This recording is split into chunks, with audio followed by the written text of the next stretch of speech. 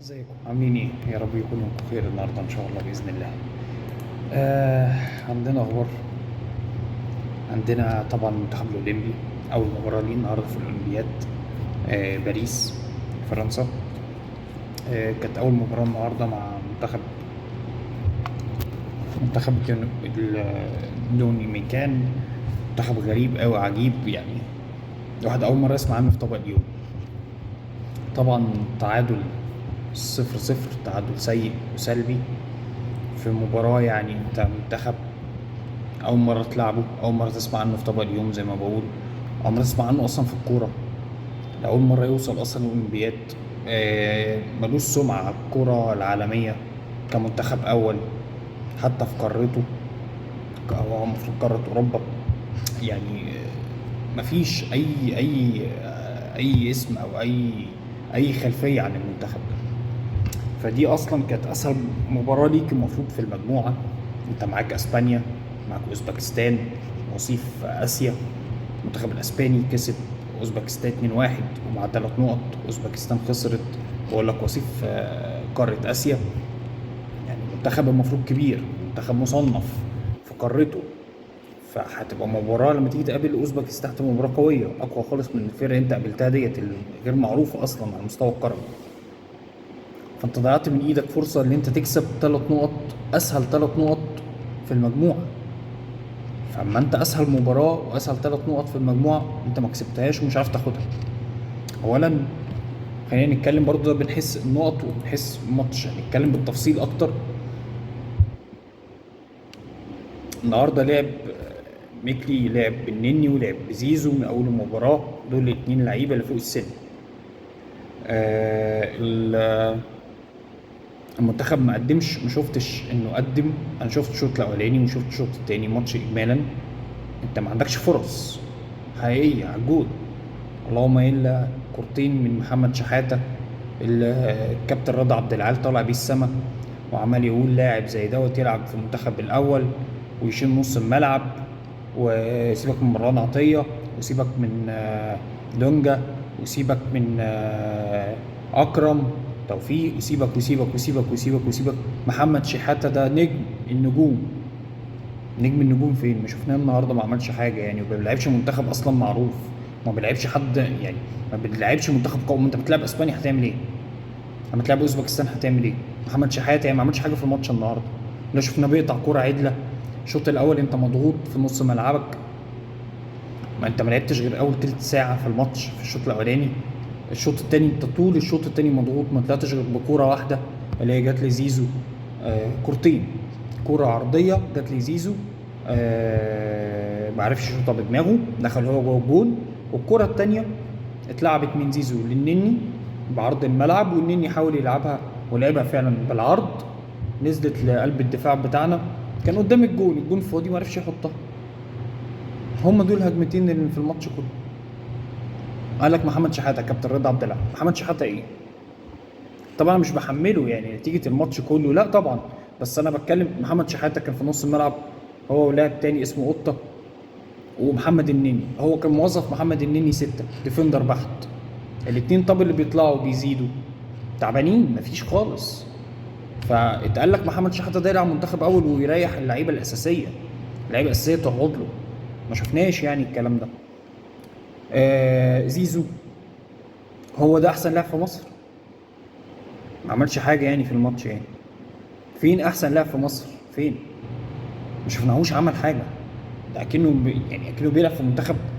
آه، مش عارف اقول ايه، بس انت يعني لا شفته بيلمس كوره، ولا شفته عمل هجمه مرتده، ولا شفته عمل كوره خطر، ولا شاط على الجون. الكوره اللي بقول لك اللي جات له عرضيه هو دخل جوه الجون وطلعت الكوره بره. ده زيزو. ابراهيم عادل اللي نادي بيراميدز كان عامل عليه حفله وهليله مع اتحاد الكوره قبل ماتش الاهلي الاولاني بتاع الدور الاول اللي كان من حوالي 10 ايام، اما قال لك اللعيب عايزينه يلعب ماتش الاهلي هو ده ابراهيم عادل اللي كنتوا بتتخانقوا عليه؟ ما عملش حاجه برضه ايه. مفيش حاجه يعني، ما شفناهوش ان هو مؤثر في الماتش خالص. يعني اكتر 3 اسامي او 4 اسامي هم اقوى 4 اسامي في المنتخب ما شفناهمش عملوا حاجه النهارده مع اسهل منتخب ممكن تقابله في المجموعه في البطوله كلها. المنتخب دوت فرنسا لعبته قبل البطوله بكام يوم، من يعني 5 6 ايام شايلته 7-0. فرنسا، منتخب فرنسا شايل الدومينيكان دوت 7-0، ماتش ودي. اسهل مباراه عندك في المجموعه انت ما عرفتش تعمل معاها حاجه. طبعا ميكلي، يعني انا مش هقدر الوم على الراجل عامل منتخب، وصلك اولمبياد، طلب لعيبه كتير. بالنسبه للعيبه المحترفين ولا فرقه رضيت تسيب له اللعيبه. لما طلب لعيبه من النادي الاهلي الاهلي ما رضيش طبعا يسيب له لعيبه الكبار، لانه عنده مطوشه كتير وضغط مباريات، فما قدرش يسيب له. طلب لعيبه من بيراميدز، ما قدرش يسيب له. فالراجل هيعمل، انا عاذر الراجل على فكره، الراجل عامل منتخب كويس، بس انت وصلت للاولمبياد. اللعيبه بقى اللي معاك المفروض لعيبه كبيره، يعني واحد زي بقى، انا مش هقول النني لان احنا عارفين مستوى النني، بس النني النهارده هو وكريم الدبيس هم احسن اتنين قدموا. كريم ديفيس كان كويس جدا دفاعيا، والنني هو اللي كان بيقطع كل الكور الموجوده في نص الملعب. انا اول مره اشوف النني كان فتره طويله كويس وبيلعب عيال صغيره. بس فلو انت هتلعب بالشكل ده انت مش هتوصل لحاجه.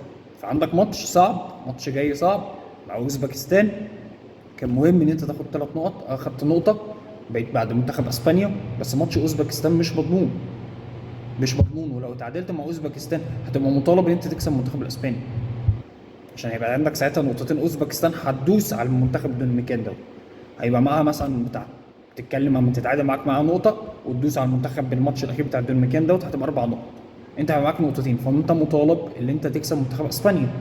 فانت حلك الوحيد اللي انت تطلع اوزبكستان بره الصوره الماتش الجاي، تكسب الماتش الجاي مع اوزبكستان، ده حلك الوحيد.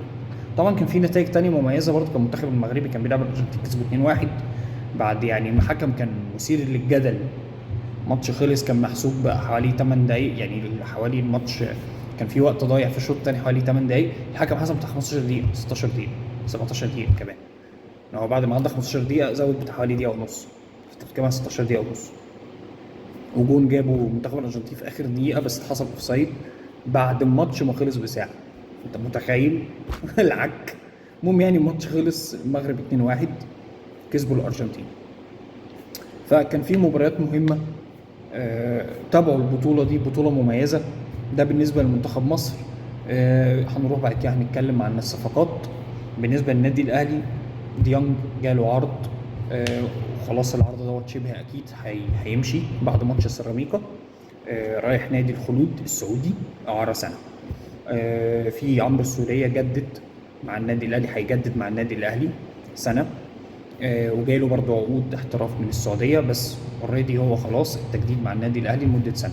هل بقى الاهلي هيعيره؟ ما اعتقدش الاهلي هيعيره. كريستو خلاص خرج، راح تونس، راح فريق صفاقسي اعاره سنه من عقده. القندوسي جايله عقود احتراف في قطر، نادي جايله عرض من الشمال القطري. لسه ما تبتش في العرض اللي جاي له، لسه اللجنه الفنيه او اداره الكوره لسه ما قعدتش مع كولر طبعا في زحمه المباريات عشان يشوف هل هو محتاج القندوسي او يطلعوه. الصفقه الاكيده اللي عملها الاهلي هو يوسف، لاعب اسمه يوسف ايمن، ده جاي من نادي الدحيل القطري، لا اعاره سنه. لو كمل وكويس هو ده قلب دفاع وبيلعب ديفندر، لو اثبت نفسه انا في اعتقادي ان الاهلي ممكن يشتري. الشناوي جاي له عقد احتراف من انديه سعوديه، لسه برضه ما تبدش في الموضوع بتاعه. بس ده بالنسبه للنادي الاهلي. بالنسبه لنادي الزمالك في كلام كبير. في لعيب قلب دفاع اسمه عمر الساعي بيلعب في الاسماعيلي. في كلام ان نادي الزمالك هيخلص فيه في الوقت الجاي. محمود علاء خلاص مشي من نادي الزمالك طبعا، راح فريق اسمه السحيلي الليبي. دي كانت الصفقات او اخر الصفقات اللي كانت معانا الرسميه والاكيده والتقارير اللي طالعه اتكلمنا فيها. وبنتمنى المنتخب الاولمبي ان شاء الله باذن الله يقدم الماتش الجاي مع اوزبكستان، الماتش بعد حوالي 3-4 ايام، نكسب الماتش الجاي عشان نريح نفسنا، يبقى معانا 4 نقط، نخش ماتش اسبانيا تعمل اللي تقدر عليه، بس يبقى اسمك كسبت اقرب منافس ليك هو اوزبكستان. انا ما اعتقدش منتخب الدومينيكان ده هيعمل اي حاجه لا مع اسبانيا ولا مع اوزبكستان خالص. في مطوشه، في ماتش يوم الاربعاء، ماتشين مهمين يوم الاربعاء، الاهلي والمصري.